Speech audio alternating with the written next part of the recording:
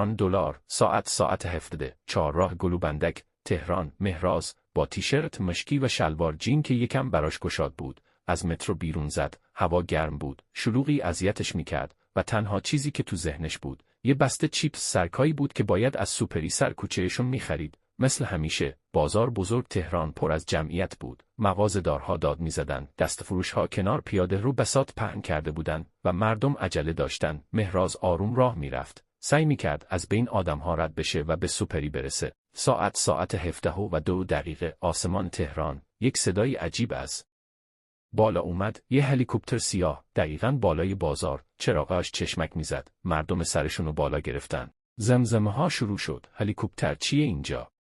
نیروی انتظامیه. شاید یه مقام دولتیه که داره فرار میکنه.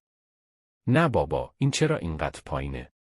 مهراز هم کنجکاو شد. سرش رو بالا برد و بعد اتفاقی افتاد که هیچ کس انتظارشو نداشت. از شکم اون هلیکوپتر چیزی مثل یه موج بزرگ ریخت پایین، ولی نه بارون بود، نه برگ، نه گردوغبار. $. بود. ساعت 17:03 لحظه‌ای که تهران منفجر شد.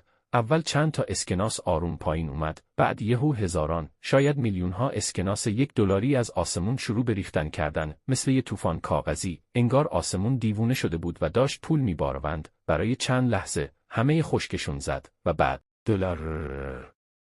یه مرد میانسال اول از همه پرید و یه مشت اسکناس گرفت. یه پسر جوون فریاد زد همه بردارین. رایگانه یه زن چادرشو باز کرد و تا میتونست $. جمع کرد. بچه‌ها، مغازه‌دارها، پیرمردها، حتی اونایی که تو ماشین بودن، همه یهو دیوونه شدن. بازار تبدیل شد به میدان جنگ. ساعت 17:04 فرار یا پول. مهراز خشکش زده بود. قلبش تاند میزد. مردم به سمتش هجوم میآوردن، روی زمین میافتادن، همدیگر رو حل میدادن. صدای جیغ و داد کل فضا رو گرفته بود. کنار پاشیه دست اسکناس افتاد. شاید 1000 تا بود. میتونست برداره.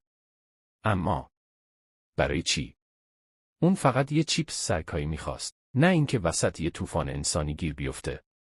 قبل از اینکه بتونه تصمیم بگیره، یه مرد چاق با کت قهوه‌ای خورد بهش و مهراز پرت شد رو زمین. یه پاش رفت روی یه کیسه $. یه زن داد زد $. منو ند زد و کیفش رو محکم تو سر مهراز کوبید. ساعت 17:05 نجات. مهراز سعی کرد از بین جمعیت فرار کنه، ولی مثل یه موج عظیم همه داشتن به سمت $. هجوم می آوردن. صدای آژیر اومد. پلیس‌ها وارد شدن، ولی حتی اونا هم نمیتونستن جمعیت رو کنترل کنن. ناگهان یه پیرمرد دست مهرازو گرفت و گفت پسر جون، $. بردار، روزی خداست.